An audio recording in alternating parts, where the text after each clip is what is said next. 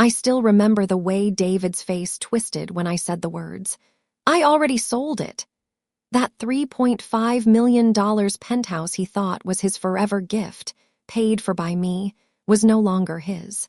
He rattled the door, screaming, "What the hell?" in his designer tuxedo while I stood in the shadow of the porch, holding the power he had always taken for granted. I looked at the red arrow light on the keypad and whispered, "You do not need to break the glass, David. It is over." Sitting here in my garden watching the fish, I'm reminded that a calm surface often hides sudden shifts. My name is Carol, and the surface of my life was about to break with a single sharp ping. The betrayal did not come with a scream. It came with a ping. It was 11 o'clock on the night before the wedding, the kind of hour where the world is supposed to be quiet. I was sitting in my office in Charlotte, North Carolina, the city lights blurred by the fog outside my window, finishing a strategy report for a new artificial intelligence firm. My phone glowed on the desk, a single text message from my mother, Barbara. I picked it up, expecting a last-minute detail about the rehearsal dinner or a request for a ride. Instead, the words on the screen were clinical, sharp, and meant to draw blood. It said, "Carol, we have all discussed it. Your presence at the ceremony tomorrow would ruin the aesthetic of David's high society event. We told Sandra's family, we come from old money, and your self-made struggle reminds everyone of the truth we left behind. Please stay home." I did not cry. I did not call her to beg for an explanation. In my line of work, we do not react to bugs in the system. We patch them. I stared at the message until the blue light burned into my retinas, and I realized a truth I had been trying to outrun for 32 years. I was not a daughter or a sister to them. I was a silent investor in their version of a happy family, a subscription service they used whenever the bill was too high for them to pay. My name was Carol Henderson, but to them, the Henderson name was only worth something when it was attached to David. I reached for the leather-bound folder on the corner of my desk. Inside was the closing deed for a luxury penthouse overlooking the bay, the property I had spent $3.5 million on as a wedding gift for David. It was supposed to be my final attempt to buy a seat at their table, a peace offering to parents who always saw me as less. I looked at the unsigned signature line at the bottom of the transfer document.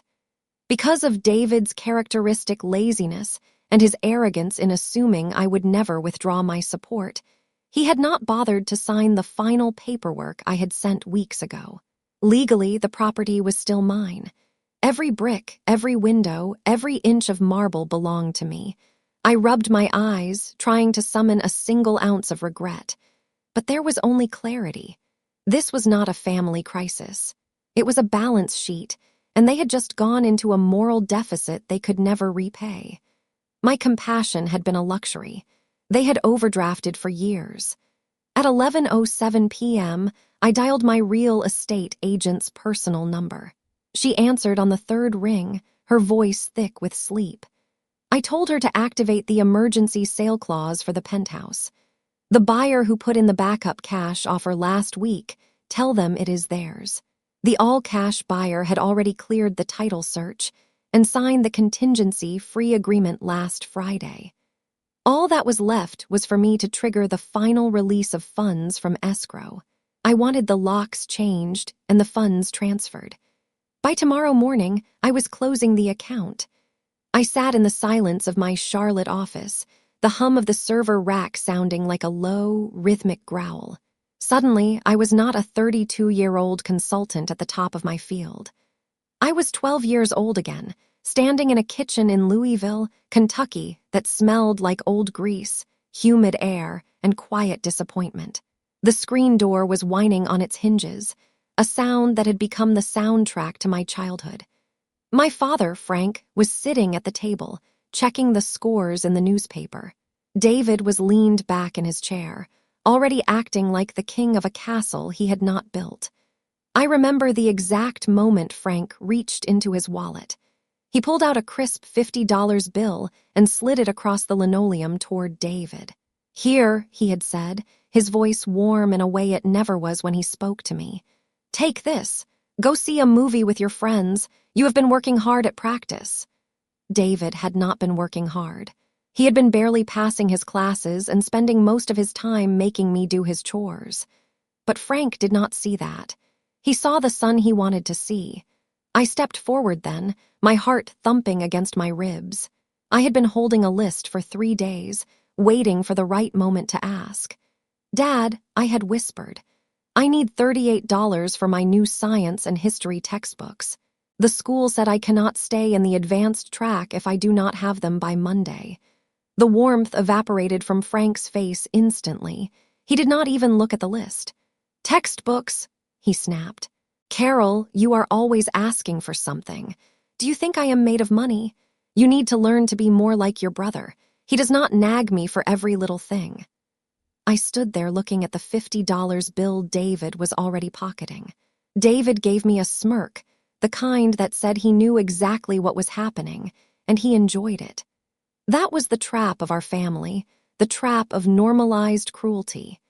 In our house, David's wants were treated as urgent necessities, while my fundamental needs were treated as a personal attack on the family budget.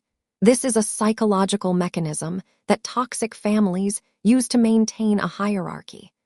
They decide without ever saying it aloud that one child is the investment and the other is just a resource to be used when convenient. By making the cruelty feel normal, they ensured that I would keep trying to earn the love they were never going to give. Frank did not see himself as a bad father that day. He saw himself as a man teaching his daughter responsibility while rewarding his son's potential. But all he really taught me was that my value was 0. In his eyes, I was the spare part, the girl who was expected to be smart enough to navigate the world alone, but quiet enough never to complain about the lack of a map. I walked out of that kitchen without the money for my books. I did not cry because I knew that in this house, tears were just another form of drama they would use to disqualify me. I realized then that if I wanted a seat at any table, I was going to have to build the table myself. After that day in the kitchen, I never asked Frank for another cent. Instead, I found a job at a classic American diner on the outskirts of town. I spent my high school nights behind a counter that smelled of stale grease and industrial-grade floor cleaner. My hands were constantly red and blistered from the steam of the industrial dishwasher and the heat of the fryers. While David was out spending the $50 bills Frank handed him like candy, I was counting nickels and dimes to save for a college tuition, fun that my parents had made clear was entirely my responsibility. This is what I have come to call the survivor's invisible chain. When you grow up as the spare part in a family, you develop a hyperfixation on self-sufficiency. You do not just work to live. You work to prove you have a right to take up space. People see my success now and call it ambition, but it was born from a much darker place. It was a prison without bars, a psychological state where I believed that if I could just build a high enough ladder, I could finally reach a place where I was visible to the people who were supposed to love me. I was the diner strategist. Calculating my exit one double shift at a time, I eventually made it to Charlotte, rising through the ranks to become one of the top artificial intelligence strategy consultants in the city. My salary hit 6 figures before I was 25, but the invisible chain still had its hooks in me. That is why I bought that penthouse. $3.5 million of prime real estate was not just an act of generosity. It was my final, desperate attempt to buy a seat at a table that was never set for me. I wanted to be the one who saved David, the one who finally made Frank and Barbara look at me with something other than irritation. I thought that by handing them a multi-million-dollar key, I could rewrite 22 years of being second best. I was an expert at predicting systems and algorithms, but I had failed to account for one simple variable. You cannot buy a soul that was never for sale. The penthouse was the highest rung on my ladder, but when I reached the top, they did not offer me a hand up. They just kicked the ladder away and told me to stay home from the wedding because my presence would ruin the aesthetic of their new high society life. That was the moment the chain finally snapped. I was not an investment to them.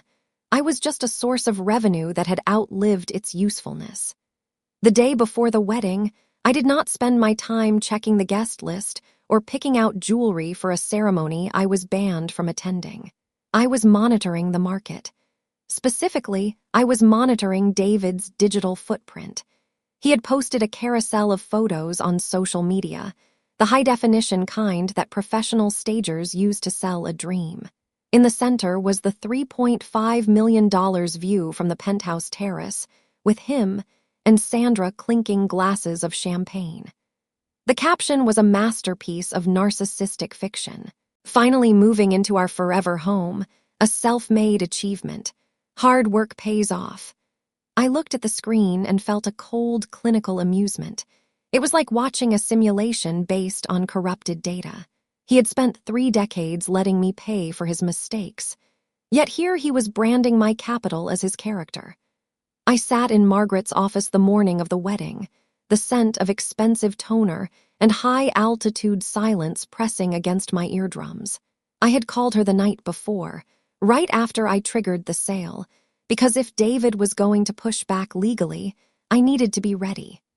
Margaret had been my friend since our freshman year, and now she was a family law attorney with a reputation for being clinical and lethal. She simply slid a thick gray folder across her mahogany desk and said, "Carol, we were looking for leverage in case David tried to contest the penthouse sale, but I found the kill shot."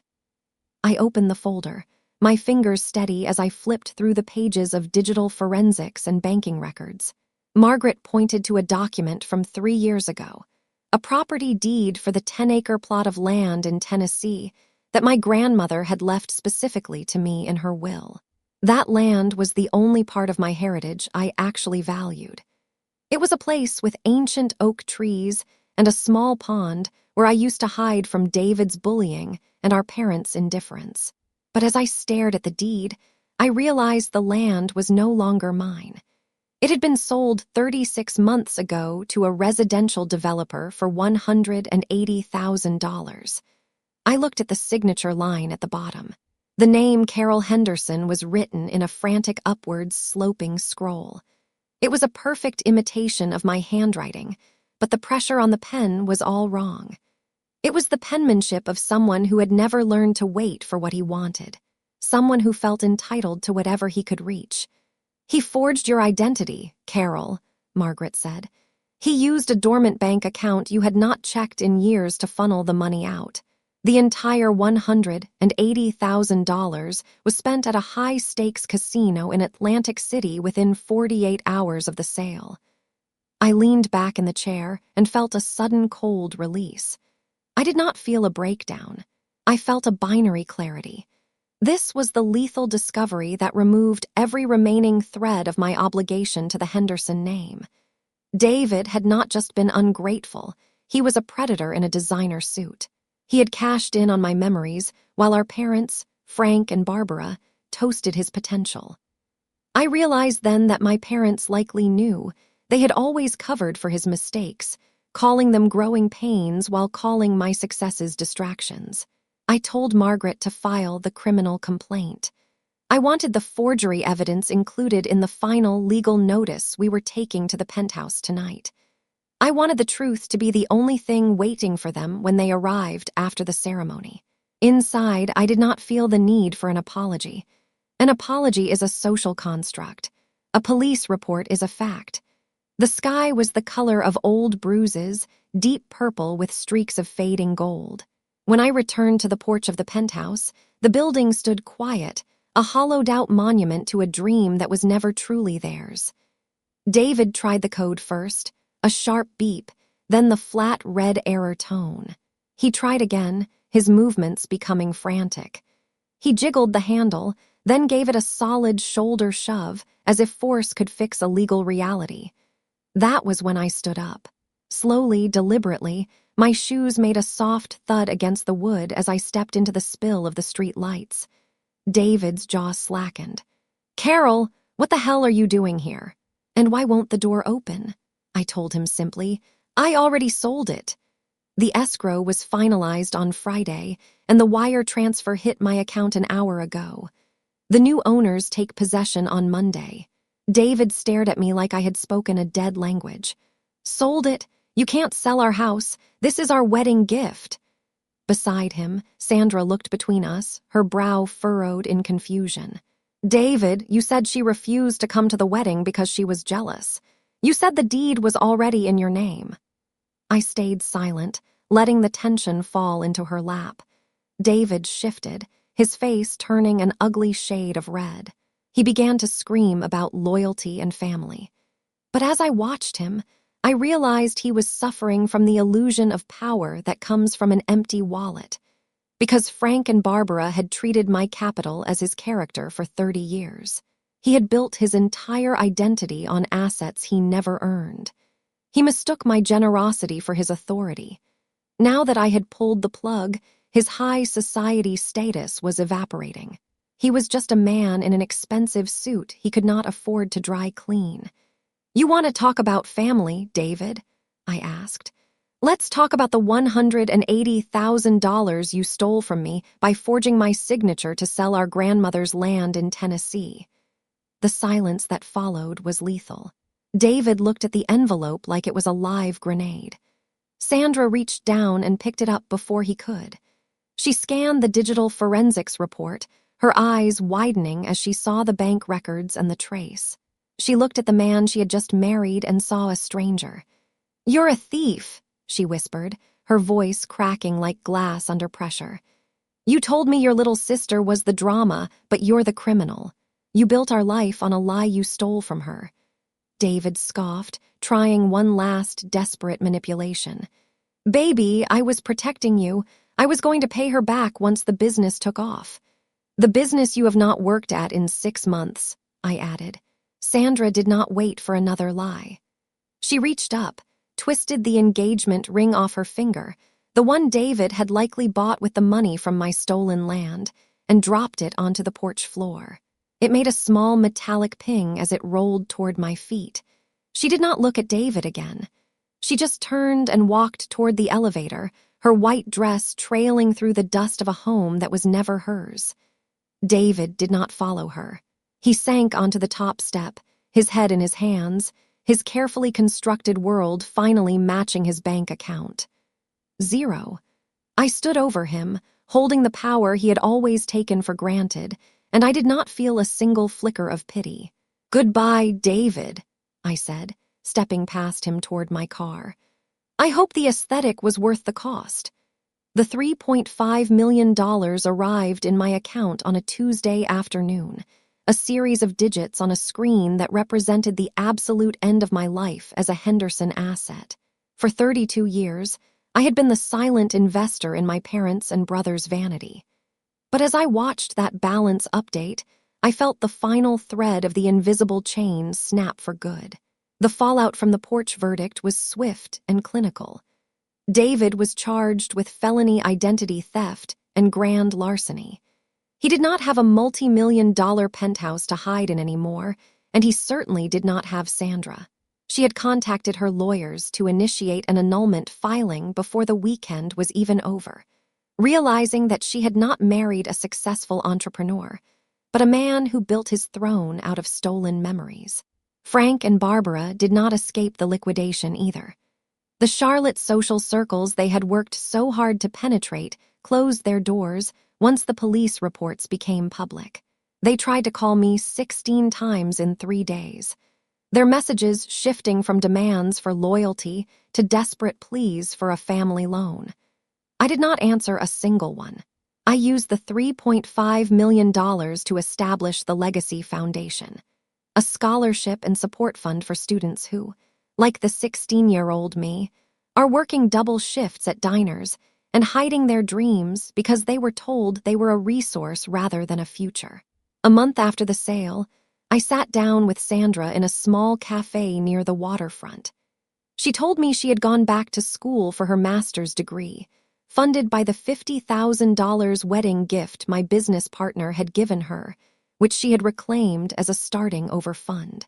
We clinked our coffee mugs, not to family blood, but to chosen kinship, The people who actually see you when the lights are off and there are no cameras to perform for. I have come to realize that the most dangerous prison is the one without bars. The one where we wait for permission from people who will never give it to us. I spent decades trying to buy a seat at a table that was never meant for me, only to find that the only seat that mattered was the one I built for myself. If you find yourself in a similar situation, if you are the one sitting at the edge of the room, feeling like the spare part in your own family machine, I want you to listen to me. Reclaiming your worth is not an act of cruelty. It is an act of survival. You are not a phase and you are not a burden. You do not owe your life to people who only view you as a resource to be overdrafted. Forgiveness is often spoken of as a gift to the other person, but sometimes the most healing thing you can do is to forgive yourself for ever believing their version of you. Setting a boundary is not about building a wall. It is about defining where you end and their dysfunction begins. You have the right to take up space. You have the right to be luminous without needing anyone else's approval to shine. My table is now filled with people who chose to be there not because of blood, but because of mutual respect and shared truths. I realize that the best revenge is not the destruction of those who hurt you. It is building a life so bright and so full of purpose that their early dismissal of you becomes completely irrelevant. I told the truth. I closed the door. And for the first time in my life, I am finally home. The best revenge is living a brilliant life without ever needing them again.